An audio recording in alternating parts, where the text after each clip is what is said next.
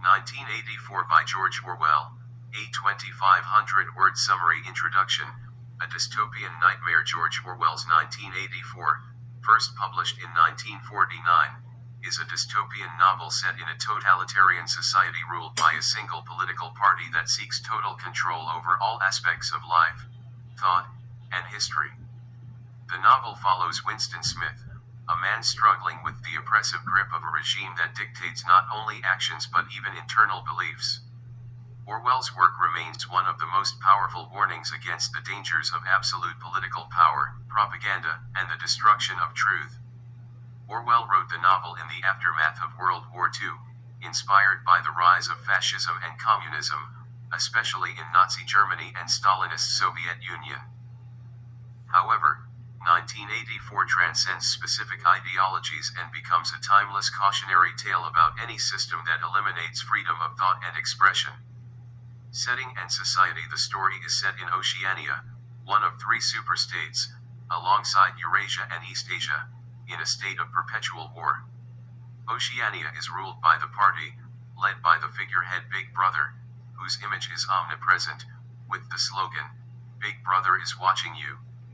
Oceania's social structure consists of the inner party, approximate 2% of the population, the elite ruling class.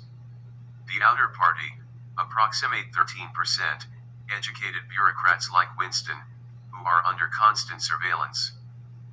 The proletarians, 85%, the working class, largely ignored by the regime, kept in ignorance and poverty but not subjected to intense surveillance. The party's three main slogans reflect its paradoxical ideology: war is peace, freedom is slavery, ignorance is strength. These slogans encapsulate the principle of doublethink, the act of simultaneously accepting two contradictory beliefs as true. This concept lies at the heart of the party's psychological control. Part 1. The life of Winston Smith. Winston's rebellion begins. Winston Smith, a 39-year-old outer party member, works at the Ministry of Truth, where he rewrites historical records to align with the party's changing narratives. The ministry's ironic name highlights the regime's manipulation. It is responsible for lies and propaganda, not truth. Winston's growing unease with the party leads him to commit a thought crime. He begins writing a secret diary. In it, he questions the party's authority, wonders about the past, and records his hatred for Big Brother. The act of writing itself is a subversive gesture in a world where all expressions are monitored by telescreens and the thought police. Winston is disturbed by the constant alteration of history. For example, when the party changes its enemy from Eurasia to Eastasia, all previous records are edited to make it appear that the party was always at war with Eastasia.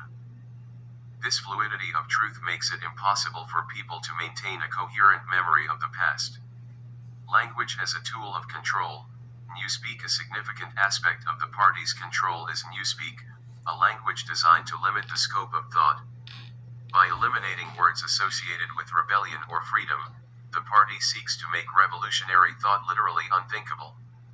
For instance, bad becomes ungood, and the concept of liberty is eventually removed altogether.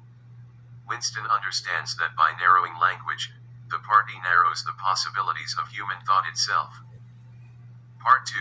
Love, Hope, and Defiance. Meeting Julia. Winston's internal rebellion deepens when he begins a relationship with Julia, a young woman who works in the fiction department.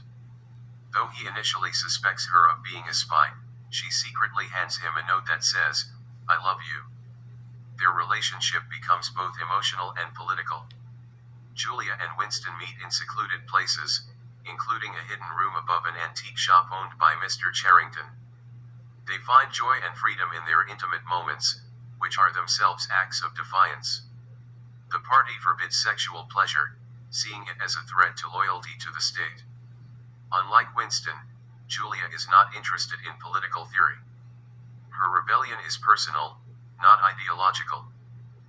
She is practical and focused on enjoying life in secret, while Winston longs to understand the broader mechanisms of the party's power.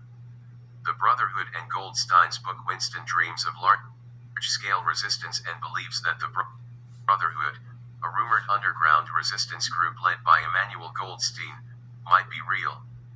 He and Julia are eventually approached by O'Brien, a high-ranking inner party member whom Winston has long suspected of being secretly opposed to the regime. O'Brien invites them to his apartment and appears to confirm their suspicions.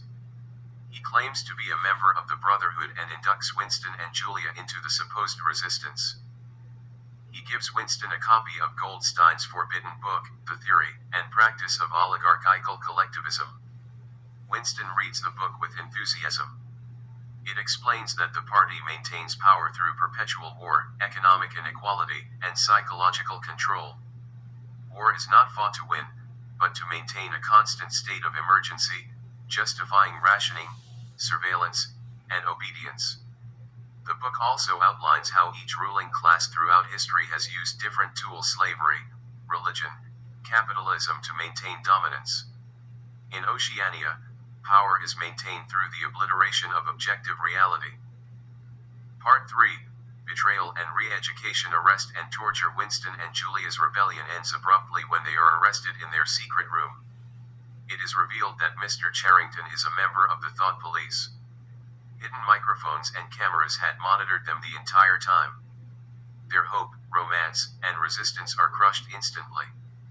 Winston is taken to the Ministry of Love, where he is subjected to brutal torture by O'Brien. The betrayal is devastating.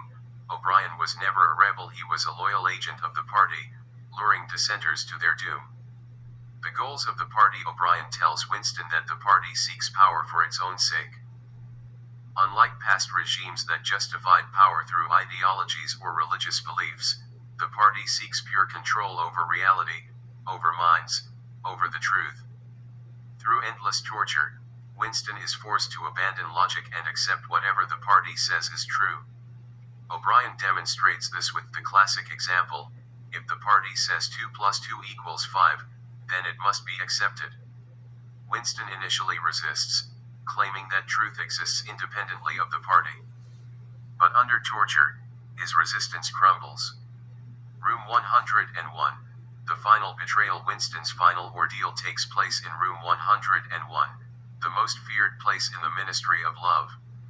There, prisoners face their worst fears. For Winston, it is rats.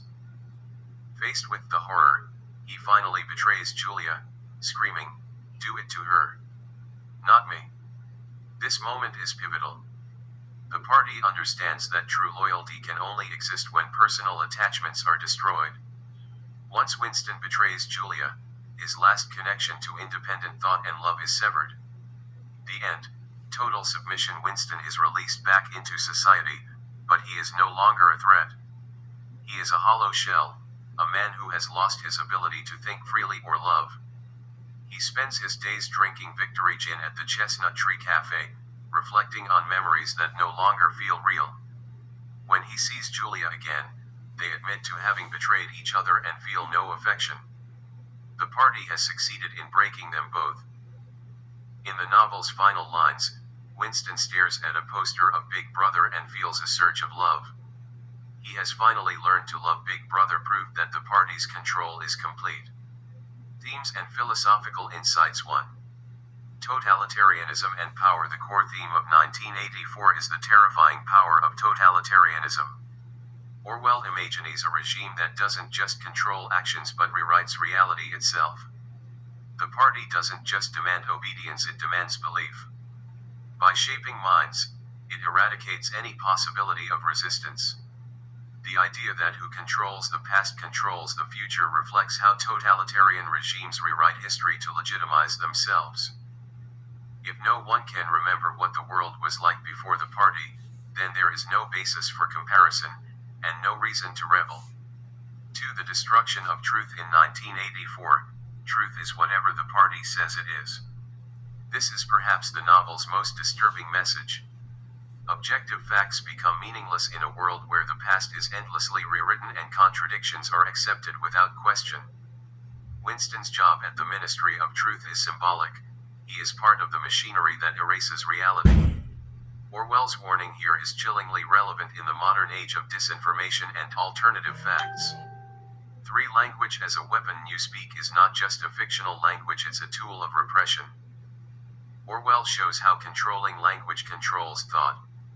If people can't articulate dissent, they can't even think it. This linguistic manipulation represents an extreme form of censorship, where the very ability to express forbidden ideas is eliminated. For surveillance and isolation, the party uses constant surveillance, both technological and psychological, to isolate individuals and prevent any collective resistance. Telescreens, hidden microphones, informants, even children are taught to spy on their parents.